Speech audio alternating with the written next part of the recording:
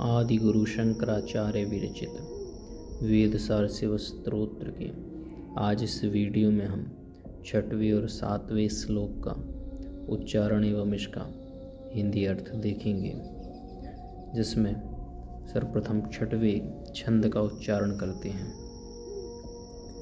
न भूमिर्न चापो न वह्निर्न वायुर्न चाकाशमास्ते न तन्द्रा न निद्रा न ग्रीष्मो न शीतं न देशो न वेशो न यस्यास्ति मूर्तिस्त्रिमूर्ति तमीडे। देखिए, इस श्लोक में शंकर के इस प्रकार से स्वरूप को बताया गया है कि उस शिव महेश्वर का ना कोई रूप है, ना ही उसकी मूर्ति बनाई जा सकती है। तो सबसे पहले कहते हैं न भूमि ही, यानी वह जो शिव है वह भूमि नहीं है, अर्थात मिट्टी शिव नहीं है। न चापो, आप का मतलब होता है जल, तो कह रहे हैं ना जल शिव है, जल भी शिव नहीं है। न वह्नि, और न वह्नि यानी अग्नि, अग्नि भी शिव नहीं है। न वायु यानी वायु भी शिव नहीं है। न चा आकाशम, यानी आकाश भी शिव नहीं है। जो पंच महाभूत होते हैं, पृथ्वी, जल, तेज, वायु और आकाश, ये सब शिव नहीं है। न तंद्रा, न तंद्रा, तंद्रा का मतलब होता है थकान, न थकान शिव है। जैसे कोई कहे कि मुझे आज बड़ा थकान हो रही है, तो इसका मतलब वह जो स्वरूप है वह शरीर तुम नहीं हो, अर्थात तुम्हें तंद्रा नहीं आ सकती। और यहाँ तो शिव की बात है, तो शिव जो हैं वह उनमें तंद्रा नहीं होती। इसके बाद कहते हैं ना निद्रा, और ना ही निद्रा ही शिव है। यानी शिव ना पृथ्वी है, न जल है, न तेज है, न वायु है, न आकाश है, ना ही तंद्रा है और ना ही निद्रा है। ये सब शिव नहीं है। हाँ, ऐसा कह सकते हैं कि भगवान शिव से पृथ्वी, जल, तेज, वायु, आकाश आदि ये सभी उत्पन्न हुए हैं, लेकिन ये सब शिव नहीं है, बल्कि ये तो शिव के अंश हैं। क्योंकि भगवान का अर्थ ही इस रूप में ले जाता है भ, यानी जो भूमि को उत्पन्न करने वाला, ग यानी गगन यानी आकाश को उत्पन्न करने वाला है, व यानी जो वायु को उत्पन्न करने वाला है, वा में बड़ा आ है, तो आ यानी जो अग्नि को उत्पन्न करने वाला है, और ना यानी नीर को उत्पन्न करने वाला है, जल को। तो इस प्रकार से भगवान के द्वारा ये सब उत्पन्न होते हैं, परंतु वे शिव महेश्वर भूमि जलादि नहीं हैं। इसके बाद कहते हैं ना ग्रीष्म, यानी ना ही ग्रीष्म है शिव। न शीतम, शिव ना शीत रूप है, यानी न ठंडा है। न देशो, यानी ना ही वह शिव किसी देश विशेष में है, यानी जिनका ना कोई देश है, यानी उस शिव का ना कोई देश है। न वेश, यानी ना उस शिव का कोई वेश है, यानी आप शिव के किसी भी प्रकार से रूप को नहीं बना सकते, यानी वह उस रूप में नहीं है, मूर्ति के रूप में। इसलिए करें ना तो उसका कोई देश है और ना ही उसका कोई वेश, यानी उसका कोई स्वरूप है। ये सब हमारी कल्पनाएं हैं, यानी जिसने जैसा चाहा उस प्रकार से शिव की कल्पना की, लेकिन शिव तो निराकार विभु हैं। इसका कहते हैं ना यस्य अस्ति मूर्ति ही। देखिए, अब कहा ना यस्य अस्ति, ना यस्य अस्ति यानी जिसकी अस्ति ना, यानी जिसकी मूर्ति नहीं है, तो इसलिए कहा ना यस्य अस्ति मूर्ति ही, यानी जिसकी मूर्ति नहीं है, यानी जिसको हम मूर्त स्वरूप में बांध नहीं सकते। इस प्रकार के त्रिमूर्तिम, त्रिमूर्ति का मतलब ये जो शिव हैं, जो जगत के उत्पन्न करने वाले, पालन करने वाले, रक्षण करने वाले हैं, उस प्रकार से त्रिस्वरूपी उस शिव की तम यानी उसकी हम ईड़े यानी हम उसकी स्तुति करते हैं। यानी ऐसे शिव जो ना भूमि जल आदि भी नहीं है, ना उनका कोई देश है, ना वेश है, ना वे मूर्ति स्वरूप हैं, ऐसे त्रिमूर्ति यानी जगत के कर्ता, धर्ता, हर्ता का हम क्या करते हैं, ईड़ यानी स्तुति करते हैं। अब इसका अर्थ देखते हैं, हिंदी अर्थ।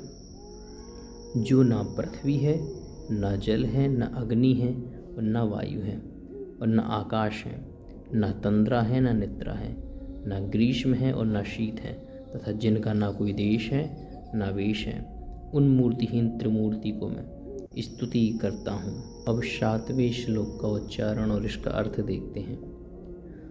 अजं शाश्वतं कारणं कारणानां शिवं केवलं भाष्यकं भाष्यकानां तुरीयं तमः पारमाद्यन्तहीनं प्रपद्ये परम पावनं द्वैतहीनं। तो देखिए इसका क्या अर्थ है। तो कहते हैं जो शिव है वह अजम।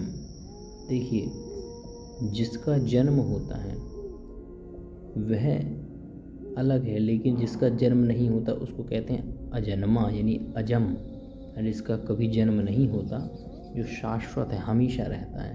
तो शिव कैसे हैं? अज यानी अजम यानी वह अज हैं, उनका कभी भी जन्म नहीं होता है, वह अजन्मा हैं। उनको कोई जन्म देने वाला नहीं है, बल्कि वही सबको जन्म देने वाले हैं। इसके अंदर का शाश्वतम, वह शाश्वत है। शाश्वत का मतलब हमेशा रहने वाले हैं, यानी उनकी सत्ता आज भी है, कल भी थी और हमेशा रहेगी। इस प्रकार से वह शाश्वत हैं, कभी भी उनका नाश नहीं होता। इसके बाद कहते हैं कारणम कारणानाम, यानी जितने भी कारण हैं उन कारणों, उनका भी वह कारण है। यानी जितने भी कारण हैं उनका भी वह कारण है। जैसे मान लीजिए वर्षा हुई, तो उस वर्षा को होने में हम सुनते हैं कि वह वर्षा किसके द्वारा हुई? इंद्र के द्वारा। तो उस इंद्र वह कारण बना, परंतु उस कारण के भी जो कारण है वह शिव हैं। ऐसे ही जगत में जितने भी कार्य होते हैं, जैसे मान लीजिए आपकी किसी भी प्रकार से किसी ने मदद की, तो वह मदद करने वाला कारण बना, लेकिन उस कारण का भी जो कारण है वह शिव हैं। तो इसलिए कहते हैं ये क्या है? कारण के भी कारण है। जितने भी जगत में कार्य होते हैं उन सब के कारणों का भी जो प्रथम कारण है वह शिव है।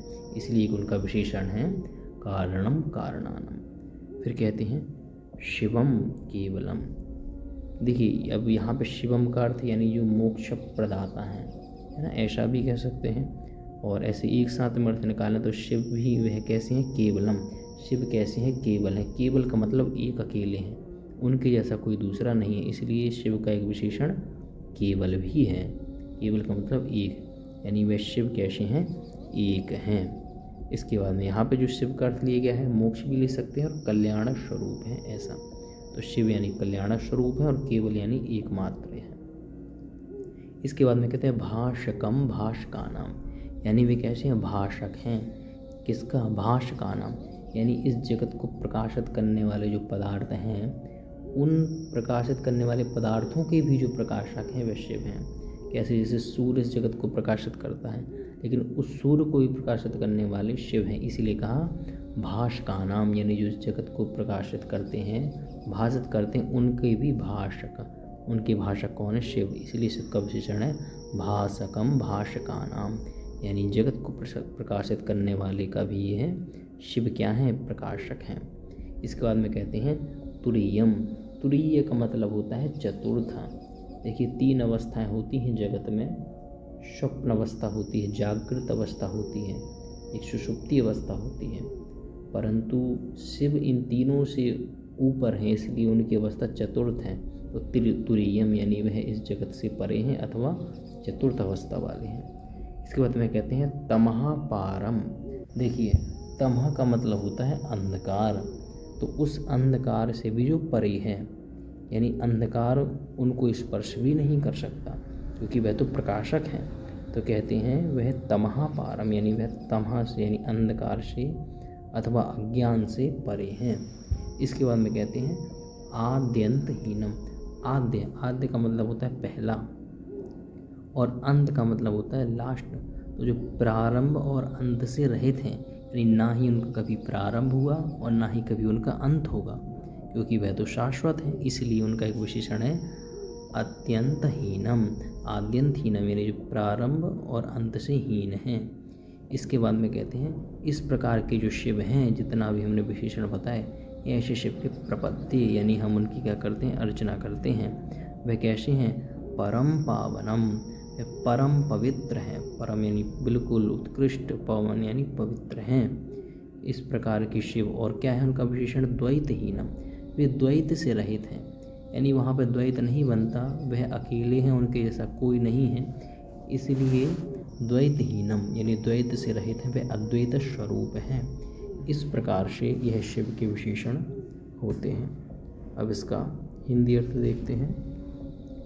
जो अजन्मा है, नित्य है, कारण के भी कारण हैं, कल्याण स्वरूप है, एक है, प्रकाशकों के भी प्रकाशक हैं, अवस्थात्रय से विलक्षण हैं, अज्ञान से परे हैं, अनादि और अनंत हैं, उन परम पावन अद्वैत स्वरूप को मैं प्रणाम करता हूँ।